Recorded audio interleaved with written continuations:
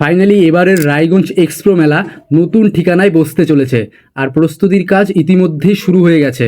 রায়গঞ্জ পৌরসভার মাঠেই চলছে স্টল তৈরির কাজ, বাঁশের কাঠামো, আলোসহ বিভিন্ন পরিকাঠামো তৈরির ব্যস্ততা।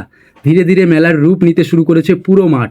প্রতি বছর এই মেলা রায়গঞ্জ স্টেডিয়ামে অনুষ্ঠিত হতো, তবে এবার হচ্ছে রায়গঞ্জ পৌরসভার মাঠে।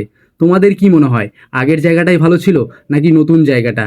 কমেন্ট করে অবশ্যই জানাবে। ঘুরতে ঘুরতেই দেখা হয়ে গেল তিনটে দুষ্টু পুচকে ভাই বোনের সঙ্গে। কোনো ভাই, তোদের বাড়ি কি এখানে? আচ্ছা আচ্ছা। এবার তো প্রত্যেক বছর তো আমাদের রায়গঞ্জ স্টেডিয়ামে মেলা হয়, এবার তাহলে তোদের বাড়ির এখানেই হচ্ছে। তোদের কেমন লাগছে? মানে স্টেডিয়ামের থেকে এখানেই ভালো লাগছে বেশি, কারণ তোরা বাড়ি থেকে বেরোবি আর ঢুকবি, তাই তো? আচ্ছা আচ্ছা আচ্ছা। তাহলে কবে থেকে কাজ শুরু হয়েছে জানিস তোরা? আর তোরা প্রত্যেকদিন বিকালে এখানে আসিস নাকি? বাহ, তাই সবাই মিলে একটা হাই করে দে।